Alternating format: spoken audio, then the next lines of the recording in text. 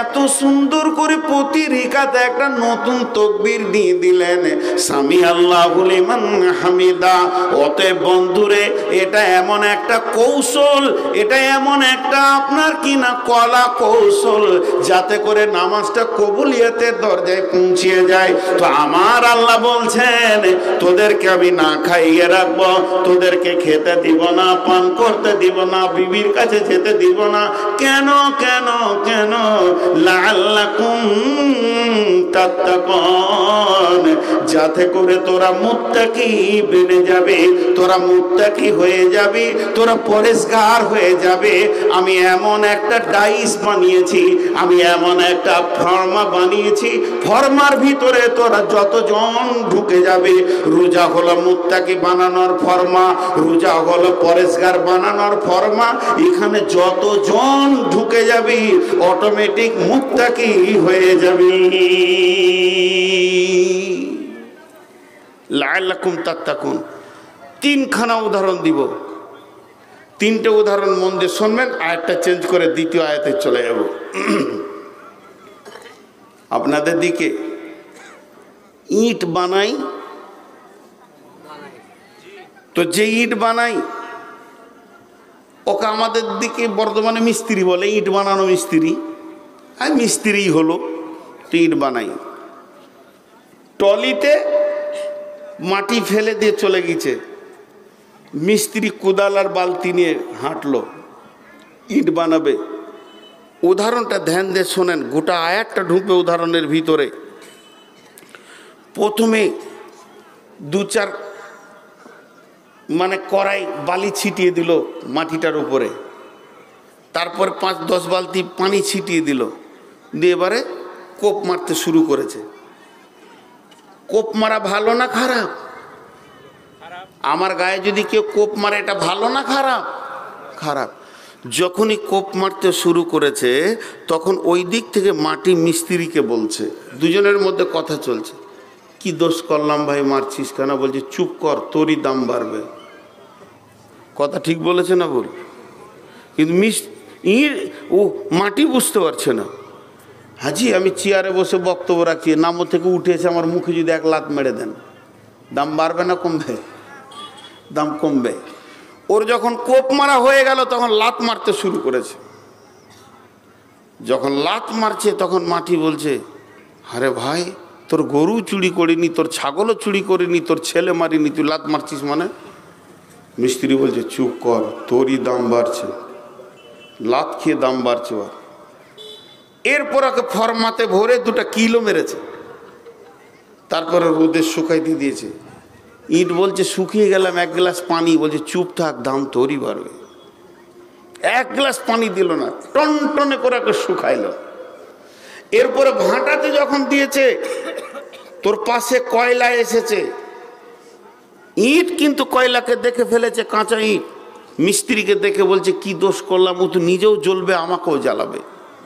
বলছে চুপ কর, যত ভালো পুরবি তত দামি বেশি হবে। জ্বালিয়ে দিল, পুড়িয়ে দিল, জ্বললো দাও দাও করে। তারপরে যেগুলো কম পুড়েছে ওগুলোকে ছালট বলে, রাস্তায় ফেলে দেয়। কিন্তু যে ভালো পুড়েছে, টন টন একদম পাকা হয়ে সিঁদুরে রং হয়ে গেছে। ইঞ্জিনিয়ার আপনাদের মসজিদে কাজ করবেন, মাদ্রাসায় কাজ করবেন, স্কুলে, হাই স্কুলে, কলেজে, স্টেশনে কাজ হবে, বিল্ডিং হবে, তারা গিয়েছে, ইঞ্জিনিয়ার বলছে এই ইটটাই চলবে। ইট তখন বলছে রে ভাই, আজকে বলছিস চলবে, কিন্তু কত লাত খেয়েছি জানিস, আর কত কষ্টের পরে এই জায়গায় এসে আমি পৌঁছিয়েছি। আজকে আমি মসজিদের দেওয়ালে থাকবো, আজীবন আমি তেলাওয়াত শুনবো। রব্বুল আলামিন বলছেন তোদেরকে খেতে দিইনি, চুপ কর, দাম তোদের বাঁচে, আমার বাড়েনি। তোদেরকে পান করতে দিইনি, পানি দিইনি, টনটনে হয়ে শুকিয়ে যা, দাম তোদের বাড়বে। 3 নম্বরে তোদেরকে যে আমার প্রেমের আগুন দিয়ে আমি তোদেরকে জ্বালাচ্ছি, আমি তোদের ভালোবাসি বলে তোদেরকে আমি জ্বালাচ্ছি। একবার ভেবে দেখ, তোর মা এই জ্বালানটা দিতে পারবে না, অতএব ধৈর্য ধরে তোরা সবর করে লেখ, স্ত্রীর কাছ থেকে দূরে থাক, তাহলে লাআল্লাকুম তাত্তাকুন, তোরাই তো মুত্তাকি বেনে যাবি। আমি তোদেরকে বানাচ্ছি, তোরা বুঝতে পারছিস না। জি, আমার ভিতরে একটা যোগ্যতা লুকানো আছে, সেটা আপনি আমাকে বের করে দিচ্ছেন, খুলে বের করে দিচ্ছেন যে এই যোগ্যতা লুকানো আছে। মানুষের ভিতরে যোগ্যতা নাই এমন কিছু নাই, আমার রব বের করে দিচ্ছেন। আর একটা উদাহরণ, ইয়া আইয়ুহাল্লাযীনা আমানু, আল্লাহ ইমানদারদেরকে বলছেন, বেঈমানকে বলেনি, কাফেরকে বলেনি। ঈমান হলো একটা সোনার ডেলা, ইমানদার হলো একটা সোনার আপনার কিনা বিস্কিট, কিন্তু তাকে গয়না বানাতে হবে, তাকে নাকের বানাতে হবে, কানের বানাতে হবে, তবেই মেয়েরা নিজের চামড়াকে ফাটিয়ে দিয়ে ওই জায়গাতে ওই জিনিসটা ঝোলাবে, গলাতে ঝোলাবে, চুড়ি পরবে। তার ওই সোনা যতই দামি হোক না কেন, 24 ক্যারেটের সোনা, একদম নির্ভেজাল সোনা, তারপরও তাকে আগুনে ঢুকতে হবে, তারপরও ডাইসে ঢুকতে হবে, তারপরও হাতুড়ির মার খেতে হবে, তবেই সে গয়না হবে। তো আমার রব বলছেন, রে ইমানদারেরা, তোরা ভালো করে শোন, তোরা তো পরেশগার ইমানদার বটিস, কিন্তু মুত্তাকি তোরা হতে পারছিস না। মুত্তাকি হচ্ছে জান্নাতের অলংকার। জান্নাতে যতজন যাবে, তার কারণে মুত্তাকিদের অলংকারে গোটা জান্নাত ঝলমল ঝলমল করবে। তোদেরকে আমি সেই স্তরে বানাতে চাইছি। অতএব তোদেরকে আমার এই রমজান নামে, রোজা নামে ডাইসে ঢুকে যেতে হবে। আর এখানেই যখন তোরা ঢুকে যাবে, তখন তোরা মুত্তাকি হয়ে যাবি, পরেশগার হয়ে যাবে। তোদের ওপরে না খাওয়ার রোলারটা চালিয়ে দিব আমি, লাআল্লাকুম তাত্তাকুন। এখন এই আয়াত থেকে আমি বেরিয়ে যাব, আয়াতটাকে কমপ্লিট করে আপনাদের হাতে তুলে দিই। আমরা ছোটতে কোনো এক শিক্ষকের কাছে পড়তাম, বড় মাপের আলিম ছিলেন। কোন একটা জায়গা বুঝতে পারছি না, যে এটা বলে দেন। আগেকার শিক্ষকদের নিয়ম দেখেন, বলছি পারছো না, বলে না। 3টে অক্ষর আছে, ধরে নেন ফাআলা, ফা যাবার ফা, আইন যাবার আ, লাম যাবার লা, ফাআলা। তো ওইটাই পারছি না। তো 2টো অক্ষরকে উনি ঢেকে দিয়ে একটা বের করে রেখেছে, এটা কি? তা আমি বলছি ফা যাবার ফা, 2টাকে আবার দুদিকে বন্ধ, মাঝেরটা বের করেছে, এটা কি? আইন যাবার আ, কি হলো? ফা আ। এটা কি? লাম যাবার লা, ফা আ লা। দিয়ে শেষকাল আমাকে জিজ্ঞেস করছে, আমি বললাম না তুমি বললে? আমি বললাম, চেষ্টা করনি কেন? তোমার ভিতরে তো যোগ্যতা লুকিয়ে আছে, খামোখা এসে আমাকে বিরক্ত করছো। তুমি তো পড়াটা বললে, একটু চেষ্টা করলি পাতে। প্রকৃত শিক্ষক দেখিয়ে দিল তোর ভিতরে একটা যোগ্যতা লুকানো আছে। এবার আমার আল্লাহ আমাদেরকে রোজা থেকে কি দেখাচ্ছে দেখেন। একটা রূপকথা বলি, রূপকথা বানিয়ে। রমজান মাস, আপনি সকালবেলায় উঠতে গিয়ে 8-9টায় উঠলেন, হঠাৎ আপনি দেখলেন মায়ের অসুখ, প্রেসক্রিপশন নিয়ে দৌড়লেন কোথায়? চলে গেলেন আপনি বহরমপুর বলছে এই ওষুধ গোটা পশ্চিমবঙ্গে কোথাও পাওয়া যাবে না, ব্যাঙ্গালোর ছাড়া এটা পাওয়া বড় মুশকিল। তবে যদি এই ওষুধ আপনাকে নিতে হয়, একটা ফার্মেসি আছে, সেটা মালদাতে আছে। ব্যাঙ্গালোরের অনেক ওষুধ সে রাখে, সেখানে যাও। মায়ের টানে মারলেন মালদা দৌড়। সেই ভোরবেলা থেকে জার্নি করলেন, মালদায় 11টায় পৌঁছালেন, সেখান থেকে ওষুধ নিলেন, বাড়ি পৌঁছা দিয়ে 2:30-3টে হয়ে গেল। তখন প্রখর রোদ, সারা পৃথিবী তাঁতা করে জ্বলছে, বিশ্ব বেঈমানেরা খাওয়াতে ব্যস্ত রয়েছে। আপনি শুকনো ঢোক ছাড়া আর কিছুই নিতে পারছেন না। এইভাবে ক্লান্ত হয়ে যখন বাড়ি ফিরলেন, আর মুখে কথা বলতে মন চেয়েছে না। বাস স্ট্যান্ডে নেমে আপনি হেঁটে এসে বাড়ি ঢুকলেন। বিবি আপনার চেহারা দেখে বুঝে ফেললো যে স্বামী বড় ক্লান্ত হয়ে গেছে। ওষুধগুলো টেবিলে নামিয়ে দিই, বিবিকে ইশারায় ডাকলেন, এদিকে খায়, সে একটা লুঙ্গি আর গামছা নিয়ে দৌড়লো। আপনি তাড়াতাড়ি করে সাবমার্সিবলটা চালিয়ে দিলেন। এবার পানির ওপরে দাঁড়িয়ে গেছেন, পানি মাথার ওপরে পড়ছে, শীতল টাটকা একদম পানি এটা মাথার ওপরে পড়ছে, আর আপনার গোটা শরীরটাকে ঠান্ডা করে করে নামিয়ে দিচ্ছে। কিন্তু শরীরে তো দরকার নাই, মরুভূমি তো ভিতরে আছে, পানি যেন ভিতরে চাইছে, এক গ্লাস তো অন্তত হলেও বেঁচে যায়। কিন্তু পানিটা যখন আপনার মুখের উপর দিয়ে পড়ছে, তখন আপনি ঠোঁটটাকে চেপে ধরে নিয়েছেন যাতে লিক হয়ে এক ফোঁটা পানি ভিতরে না চলে যায়। আল্লাহ বলছে, একবার দেখ তুই পরেশগার না তুই বেঈমান। এটাই তো আমি চাইছি রে বান্দা, যেন হারাম তোর মুখে না ঢুকে যায়।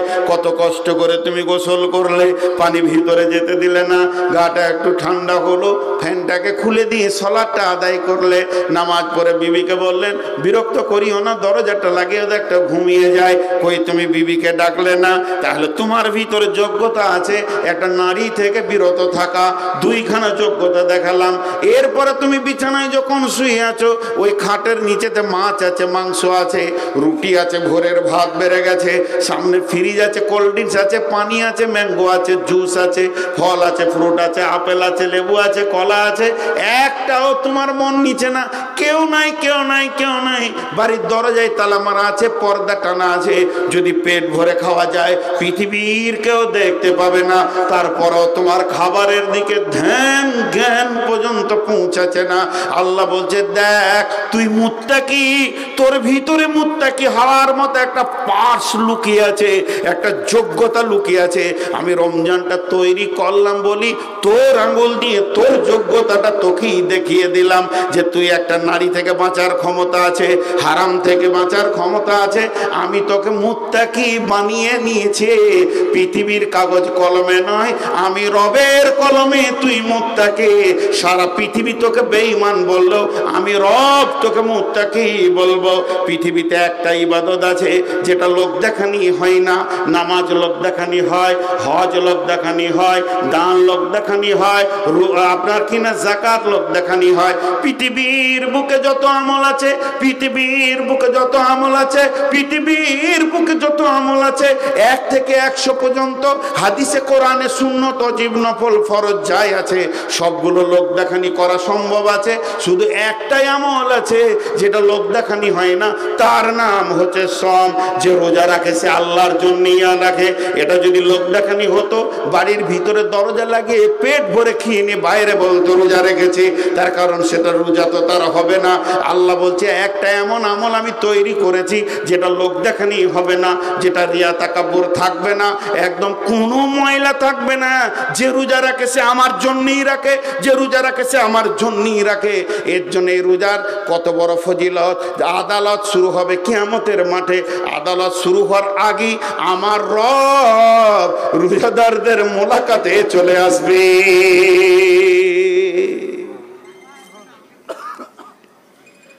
যত আমল আছে সব আমলের আজর আছে। আজর মানে বদলা আছে। নামাজ পড়লে এই পাবে, হজ করলে এই পাবে, ওই করলে এই পাবে। আর রোজার ব্যাপারে আমার আল্লাহ কি বলেছেন? যে রোজা রাখে সে আমার জন্যই রাখে, আর রোজার বদলা হচ্ছে আমি নিজে, সে আমাকে পাবে। এর থেকে আর কিছু চাই? আমার এই কবিতাটা বলতে গিয়ে চোখ দিয়ে পানি চলে আসে খুশিতে। রোজাদারের 2টি খুশি, একটি খুশি ইফতারে। ইফতারে কেন খুশি?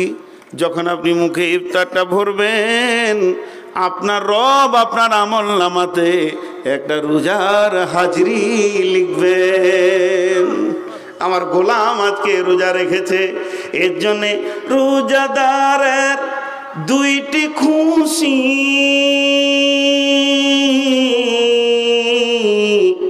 একটি খুশি ইফতারে, অপরটি হয় আল্লাহর দিদার রোজ হাসরের প্রান্তরে। জান্নাত কার হাতে? জাহান্নাম কার হাতে? কিয়ামতের বিচার কার হাতে? যে বিচারক এই সমস্ত বিচারকে একাই সামালবে, সে আপনাকে বিচারের আগে মোলাকাত করবে। রোজা এমন জিনিস, জি হতভাগারা রোজা রাখে না, হতভাগা। দিয়ে আমার আল্লাহ বলছে, দেখ তোর ওস্তাদ যেমন তোকে দেখিয়ে দিল তোর ভিতরে যোগ্যতা আছে, একটু মেহনত করলে তুই সাকসেস হয়ে যাবি, তো আমি রব তোকে দেখিয়ে দিলাম তুই হারাম থেকে বাঁচতে পারবি।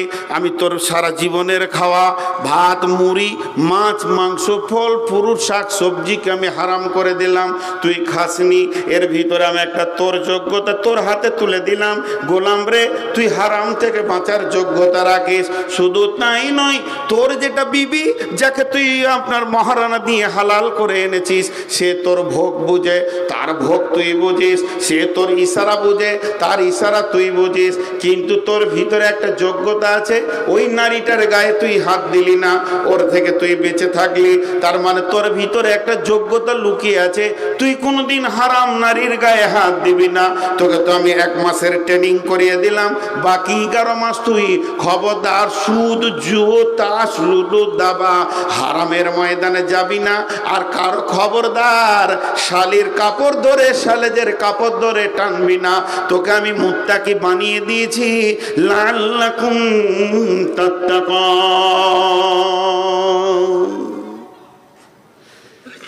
আমরা সবাই রোজা রাখবো ইনশাআল্লাহ, সবাই মহব্বতের সঙ্গে বলি রোজা রাখবো ইনশাআল্লাহ।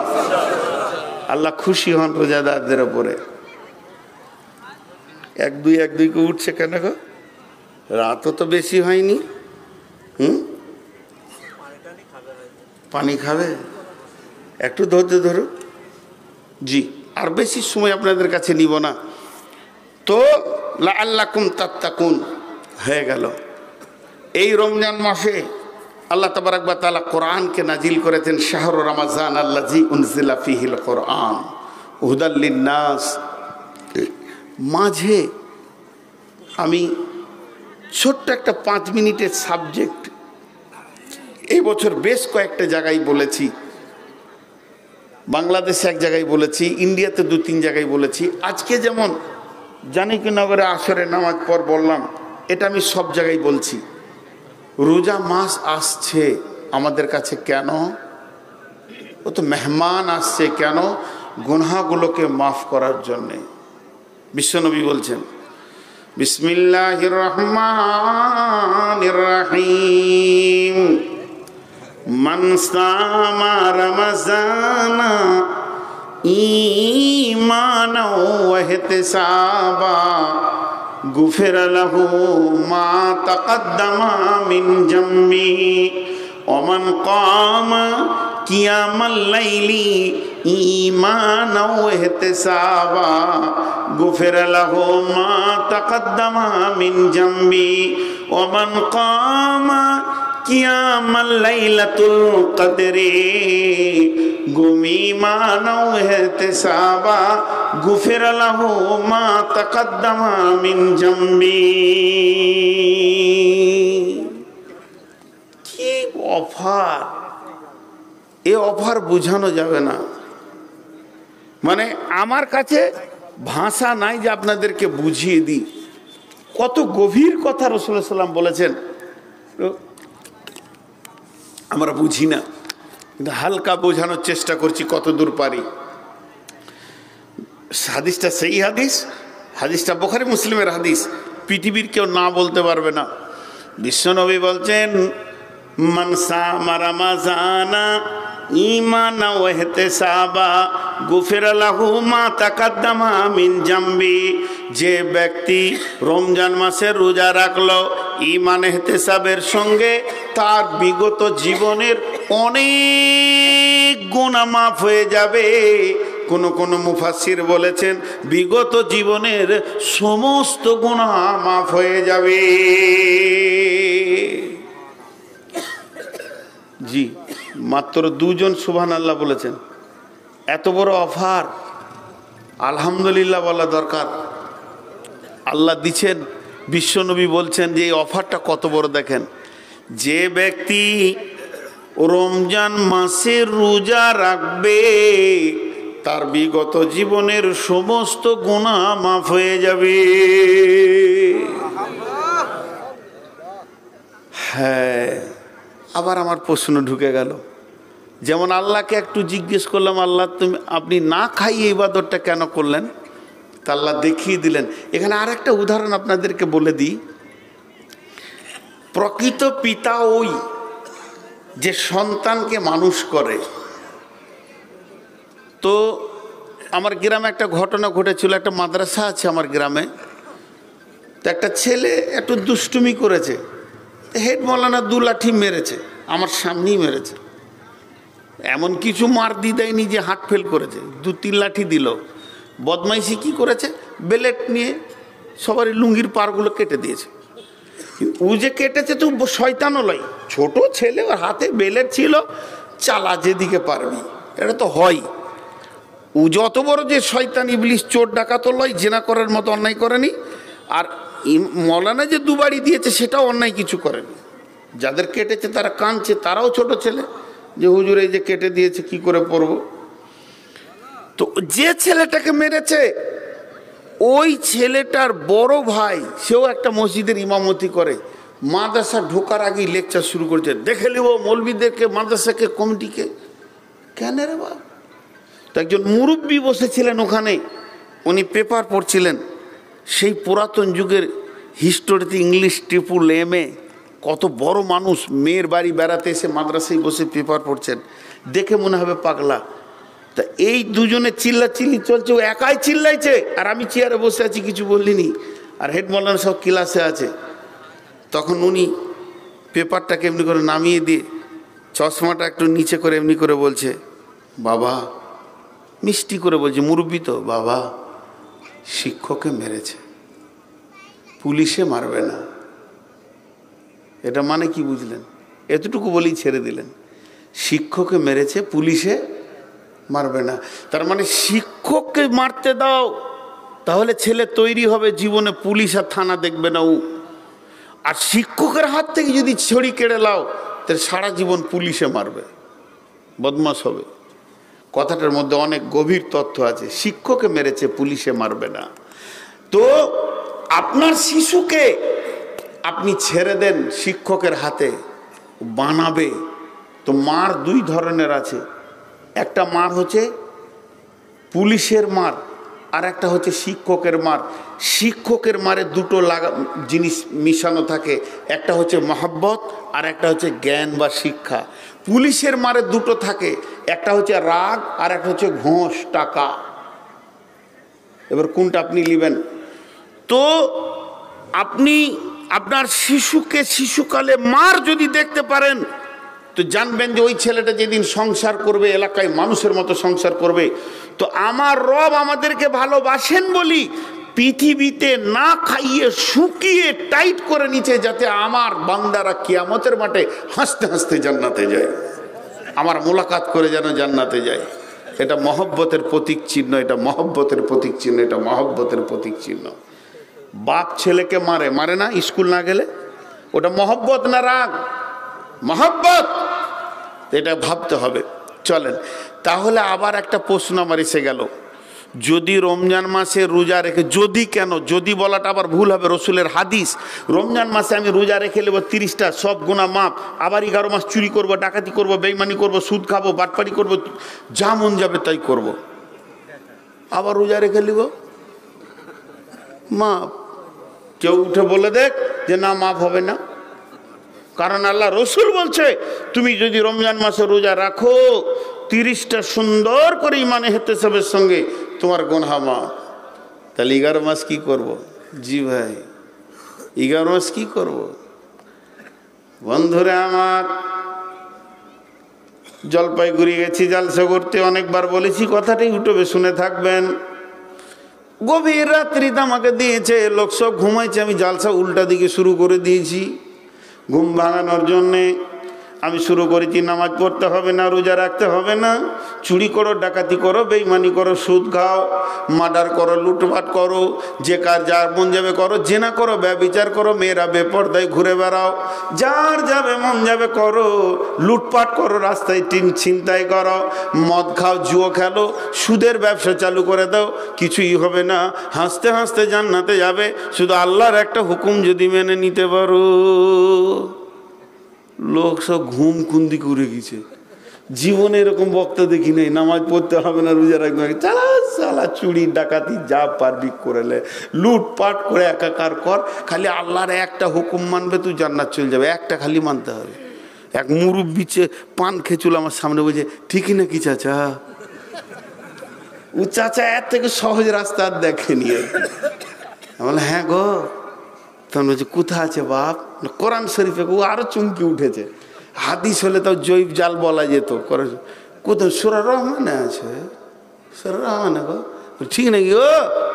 ওর আর বিশ্বাস হচ্ছে না, পান চিবিতে চিবিতে বন্ধ করে দিয়েছে। বলে হ্যাঁ আছে, তা শুনে নাও। বিসমিল্লাহির রহমানির রহিম। ইয়া মা'শারাল জিন্নি ওয়াল ইনসি ইন ইসতাতাতু আন তানফুজু মিন আকদারিস সামাওয়াতি ওয়াল আরদি ফানফুজু লা তানফুজুনা ইল্লা বিসুলতান ফাবিআইয়ি আলাই রব্বিকুমা তুকাযযিবান। আল্লাহ বলছে, হে জিন ইনসানের দল, হে জিন ইনসানের দল, এটা যদি তোদেরকে ভারী লাগে, এ আমার আইনকে মানতে, আমার কানুনকে মানতে, আমার আদেশকে নিষেধকে মানতে তোদের যদি ভারী লাগে, তাহলে তোরা চেষ্টা করে দেখ, আল্লাহর রাজ্যের বাইরে পাঁচিল টপকে যদি পালাতে পারিস তো পালিয়ে যা। তার মানে অন্য আল্লাহর রাজ্যে চলে যা, আমার কোরআন মানতে হবে না। আল্লাহ তখন বলছে, যতই চেষ্টা কর, সবটাই আমার রাজ্য, যেখানেই যাবে ওটা আমার রাজ্য, তোদের পালাবার কোনো উপায় নাই। তার মানে আল্লাহ একটু পক্ষান্তরে বলতে চাইলেন, হে জিন ইনসানের দল, আমার আইন মানতে না ভালো লাগে, আমার রাজ্যের বাইরে তোরা চলে যা। মুরব্বি বলছে, কোথায় যাবো বা? মানতে হবে, আল্লাহর মাটিতে বাস করতে গেলে মানতে হবে, আল্লাহর আইন মানতে খারাপ যাকে লাগবে, আল্লাহর রাজ্যের বাইরে চলে যেতে হবে। আল্লাহ বলছে, ইল্লা বি সুলতান, যেখানেই যাবি ওটাই আমার রাজত্ব, যেতে পারবি না। ঠিক এইখানে বিশ্বনবী বলছেন, তোর জীবনের গুনাহ মাফ হয়ে যাবে রোজা রাখলে। তাই যদি মাফ হতো, তাহলে চুরি ডাকাতি ছাড় আর কেউ ছাড়তো না। জি, কিন্তু দুটো জিনিস খেয়াল করিনি, আল্লাহ রসুল বলেছে, আমাদের খেয়াল নাই দুটো জিনিস। জি, এখানে কারো দুতলা বাড়ি আছে, একবার বলেন তো আপনার সিঁড়ি কটা আছে? খেয়ালই নাই। ৭৫ বছর উঠানামা করলো, কিন্তু এখনো খেয়ালই নেই। এরকম বেখেয়াল কিছু জিনিস হয়ে যায়। কি বলেছেন নবীজি? নবীজি দুইটি জিনিস বলছেন, আমার হাতের দিকে তাকান। নবীজি যদি বলতেন, মানসামা রামাজানা গুফিরা লাহু মা তাকাদ্দামা মিন জামবি, যে রোজা রাখবে তার জীবনের গুনাহ মাফ হয়ে যাবে, তাহলে আমি যে দাবিটা করেছিলাম, যত চুরি ডাকাতি করেন না কেন সব গুনাহ মাফ হয়ে যাবে। কিন্তু নবীজি দুটি শর্ত দিয়ে দিলেন। এক নম্বর হলো ঈমানা, দুই নম্বর হলো ইহতিসাবা। এক নম্বর হলো ঈমানা, দুই নম্বর হলো ইহতিসাবা। নবীজি বলছেন, মান সামা রমাজানা ঈমানা ওয়া ইহতিসাবা গুফিরা লাহু মা তাকাদ্দামা মিন জামবি। যেমন নামাজ পড়তে আল্লাহ বলেছেন, কিন্তু নামাজের শর্ত হলো উজু। এখানে যতগুলি লোক বসে আছেন, আপনাদের আমি বললাম, আল্লাহ বলেছেন নামাজ পড়েন, উঠেই তো নামাজ ধরে নেবেন না, আগে উজু করবেন, উজু না থাকলে উজু করবেন। তাহলে উজু না হলে নামাজ হয় না, লা সালাতা ইল্লা বিতুহুর, উজু না থাকলে নামাজ হয় না। এটা যেমন প্রত্যেকটি মানুষের জানা হয়ে গেছে। আর যে রোজাতে দুইটি জিনিস না থাকবে, ওই রোজাটা আল্লাহর কাছে কবুল হবে না, হবে না, হবে না, হবে না, হবে না। রোজার ভিতরে দুইটা জিনিস থাকতেই হবে, একদম অপরিহার্য থাকতেই হবে। একটা হলো ঈমান, দুইটা হলো ইহতিসাব। দেখেন এই ভাষা দুটি রসুল বলেছেন। এবার হাদিসটা আমি আস্তে আস্তে পড়ি। মান সামা রমাজানা, যে ব্যক্তি রোজা রাখলো রমজান মাসে, ঈমানাও ঈমানাও ঈমানাও ওয়াহতিসাবা ওয়াহতিসাবা ওয়াহতিসাবা, যে লোকটা রমজান মাসে রোজা রাখলো ঈমান আর ইহতিসাবকে সঙ্গে করে, এরপরে নবীজি বলছেন গুফিরা লাহু মা তাকাদ্দামা মিন জামবি, তার পূর্বের সমস্ত গুনাহ মাফ হয়ে গেল। এরপরে দ্বিতীয় বলছেন ওমান কামা কিয়ামাল লাইলি, কিয়ামাল লাইল তো বলতে তারাবি, তারাবি কেউ 8 রিকাত কেউ 20 রিকাত, যার যেটা আপনার ইচ্ছা আছে, যার যেটা ফতোয়া আছে, আপনি নিজের নিজের মুফতিকে নিয়ে চলবেন, কিন্তু ওই কোয়ান্টিটি করবেন। বিশ্বনবী তারাবি 3 বার পড়েছেন, ঠিক আছে, তিনি 3 বার জামাতে পড়েছেন, কিন্তু সারা জীবন তিনি কিয়ামুল লাইল করেছেন। আমরা তো সারা জীবন করি না, শুধু রমজান মাসটা করি। অতএব যে এইটা রাত কলা প্রত্যেকটি তারাবিকে ছাড়লো না, প্রত্যেকটি তারাবিকে ঠিক করে পড়ে নিল। আপনারা 20 রিকাত পড়বেন তো 20 রিকাত, আমি 8 রিকাত পড়বো তো 8 রিকাত। আপনি আপনার জায়গায় চলেন, আমি আমার জায়গায় চলছি। কমপ্লিটলি যখন প্রতিদিন কোয়ান্টিটি রাখবো, 30টা রোজাকে আমি পার করে দিব এই তারাবির ওপরে। বিশ্বনবী বলছেন ঈমান ও ইহতিসাবা, ওই দুটি জিনিসকে আবার ভরে দিচ্ছে ঈমানের সঙ্গে ইহতিসাবের সঙ্গে। বিশ্বনবী বলছেন গুফিরা লাহু মা তাকাদ্দামা মিন জামবি, হে আমার উম্মত তুমি শুনে নাও, তোমার পূর্বের অনেক গুনাহ মাফ হয়ে গেছে, কিংবা সব গুনাহ মাফ হয়ে গেছে। এরপরে বিশ্বনবী বলছেন ওমান কামা কিয়ামাল লাইলাতুল কদরে,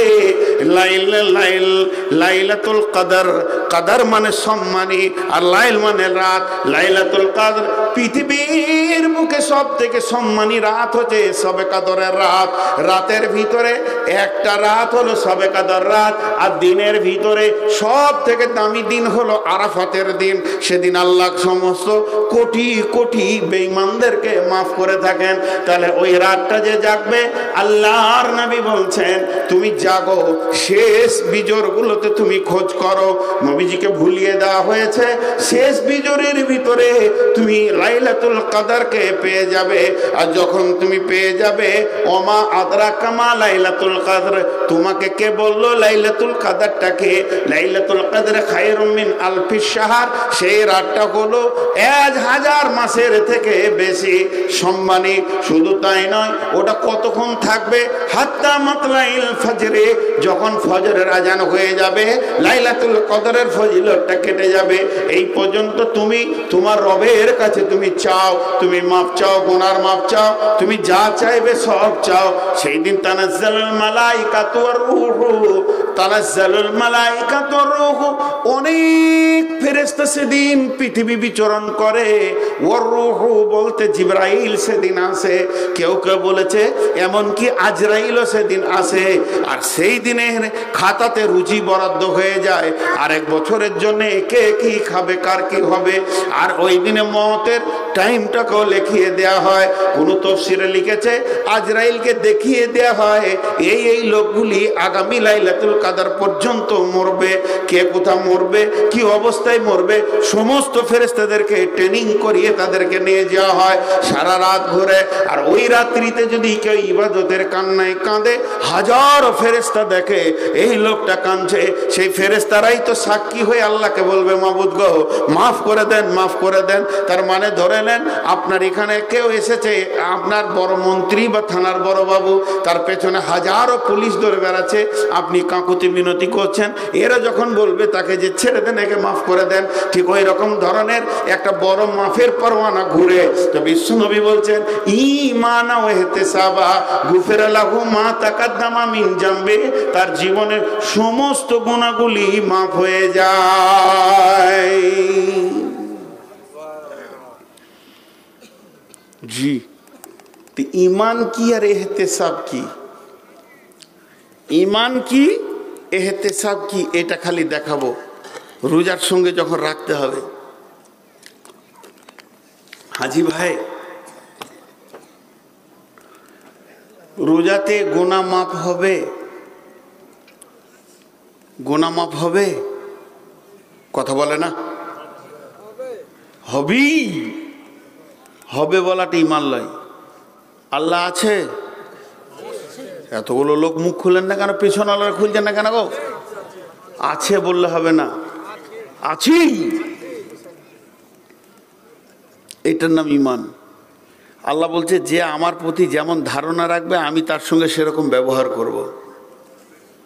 হাজি ভাই আপনি আমি কত গুনাহ করেছি, কত গুনাহ করেছি। সারা পৃথিবীর সমস্ত জিন আর সমস্ত ইনসান নামাজ রোজা ছেড়ে দিয়ে সারা জীবন খালি পাপেই নেমে যায়। আর এরকম পাপ করতে করতে 200-400 বছর যদি কাটিয়ে দেয়, আর পাপে যদি আসমান জমিনটা মোটাটাই ভরে যায়, আল্লাহর রহমতের দরিয়ায় এই কিঞ্চিত হবে না, একটা পিঁপড়ের সমান হবে না আল্লাহর দয়ার দিলে। জি, এত বড় তিনি মেহেরবান, সারা বিশ্ব পাপ করে তার মেহেরবানির নদীকে ভরে দিতে পারবে না। আমরা কত পাপ করেছি, আল্লাহ মাফ করতে পারবেন। আল্লাহ কত বড় মেহেরবান। ফেরাউনের মতো জালেম, যার নামটা কোরআনে জালেমের লিস্টে এসেছে, এই রকম ফেরাউনের মতো জালেম ডুবছে আর উঠছে। এবার ও দম ছাড়বে, যখন উঠছে তখন মুসাকে বলছে আমানতু বিরব্বি হারুনা, মুসা হে মুসা তুই মাফ করে দে, তোর আল্লাহর উপরে ঈমান আনছি। আবার ডুবছে, মরে গেল। ওর যখন আত্মাটা বেরিয়ে চলে গেল, ও যখন শেষ হয়ে গেল, তো আমার আল্লাহ মুসাকে বলছে মুসা রে তুই মানুষ তাই মাফ করতে পারলি না, ও যদি তোকে বাদ দিয়ে আমাকে বলতো আল্লাহ বাঁচাও, তো পানি থেকে পারে তুলে দিতাম। এর নাম আল্লাহ। জি, এর নাম আল্লাহ। কথা বলতে বলতে ইমানে হেতেসাবটা এখন আপাতত রাখে, 2 মিনিট কথা বলে নি। কিয়ামতের মাঠে 2টি আদালত হবে। আজকে আসর পরে কথাটা জানো কি নগরে বললাম, একটা হচ্ছে হাক্কুল্লাহ, একটা হাক্কুল ইবাদ। আল্লাহর হক যেগুলো আছে, আপনার নামাজ রোজা হজ যাকাত দান খয়রাত, আপনার আমার হাত পা চোখ কান সবারই হিসাব হবে। কোরআন বলেছে এগুলো আল্লাহর সঙ্গে আপনার লিয়াজু মেনটেন হবে। যদি একটু কম বেশি হয়ে যায় অত ভয় নাই, অত ভয় নাই। আমি তাসাল্লি দিচ্ছি, আমার আল্লাহ মেহেরবান, মাফ করবেন ইনশাআল্লাহ, মাফ করবেন। কিন্তু বান্দার সঙ্গে বান্দার যেটা হয়ে আছে এটা বড় বিপদ। আমি কারো বিরুদ্ধে কথা বলেছি, আমি কারো 10 টাকা মেরে দিয়েছি, এইটা কিয়ামতের মাঠে আমি যার বিরুদ্ধে বলেছি সে জানে না। কিয়ামতে যখন বিচার হবে তখন আমার আল্লাহ তাকে আর আমাকে সামনে এনে বলবে ও তোর বিরুদ্ধে কথা বলেছিল অমুক দিন, আমি সমস্ত সাক্ষী আছে, আমি এই রেকর্ড করে রেখেছি, তুই কি করবি বল। মানুষ মাফ করবে না, এটা জেনে রাখ। আল্লাহ মাফ করবে কিন্তু মানুষ মাফ করবে না, সেদিন আপনাকে একদম আটকিয়ে দেবে। অতএব আমি আপনাদের কাছে হাতগুলোকে ভিখারির মতো করে বলছি, সামনে রমজান আসছে, শুধু একঘেয়েমি হয়ে যায় না। আল্লাহর কাছে কেঁদে কেঁদে কেঁদে কেঁদে এই দিকটা ঠিক করছেন, কিন্তু আপনি কাকে বকেছেন, কাকে গালি দিয়েছেন, কারো গালে থাপ্পড় মেরেছেন, কারো অংশ দাবিয়ে নিয়েছেন, কারো 1 টাকা দাবিয়ে নিয়েছেন,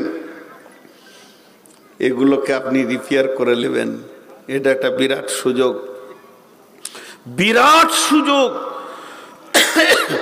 বিশ্বনবী রমজান আসার 6 মাস আগে থেকে তিনি রেডি হতেন, রেডি হও রেডি হও, রোজা আসছে আমাদের গুনাহ মাফের জন্যে। সাহাবীদেরকে বলতেন রেডি হও, আল্লাহকে বলতেন হে আল্লাহ তুমি আমাকে বাঁচিয়ে রেখে সুন্দর করে রোজা রাখার তৌফিক দাও।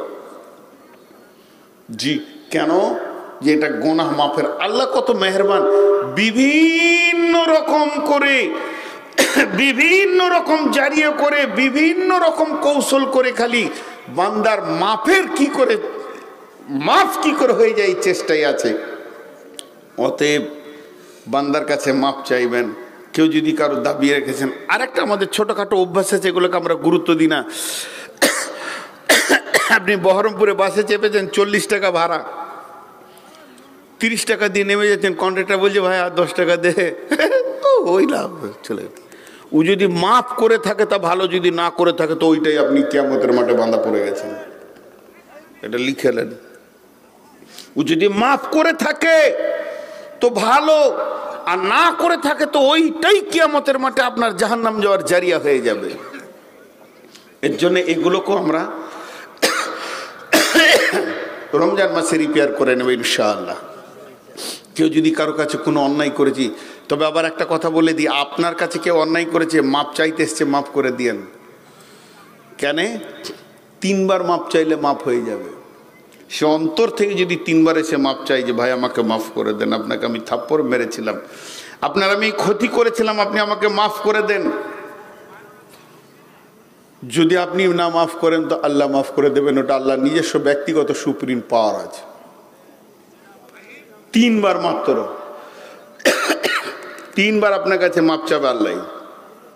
অত পাওয়ার আপনাকে দেওয়া হয়নি যে সারা জীবন কাউকে ঝুলিয়ে রাখবেন হ্যাঙ্গিং করে।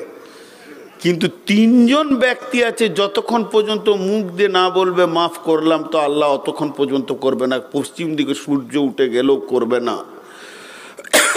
3 জন ব্যক্তি যতক্ষণ পর্যন্ত মুখ দিয়ে না বলবে, আব্বা, মা, স্বামী। আব্বাকে বলতে হবে বেটা তোমাকে মাফ করলাম, মাকে বলতে হবে বেটা তোমাকে মাফ করলাম, স্বামীকে বলতে হবে তার স্ত্রীকে হ্যাঁ তোমাকে আমি মাফ করলাম। এই 3 জন যতক্ষণ পর্যন্ত মুখ খুলে না বলবে ওদের মাফ হবে না। চলেন, মাফের মাস আমাদের সামনে আসছে, আমরা যেন আল্লাহর কাছে মাফ চেয়ে নিতে পারি, আল্লাহ যেন তৌফিক দান করেন, বলে আল্লাহুম্মা আমিন। এবার ইমানটা কি? কাশি উঠেনি, পোকা ঢুকেছে, জীবনে অনেক পোকা খেয়েছি, আজকে একটা গেল হলারের ভিতরে, সে বুঝতে পেরেছে কোথা গেলাম, কাশি লয়। জি, বিসমিল্লাহির রহমানির রহিম।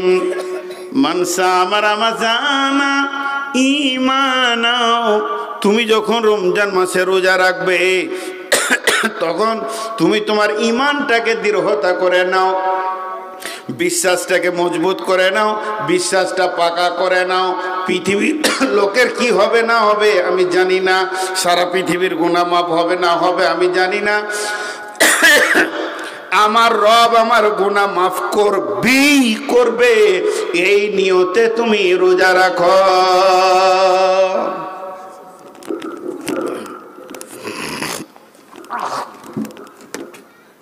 খুব ডিস্টার্ব করেছে।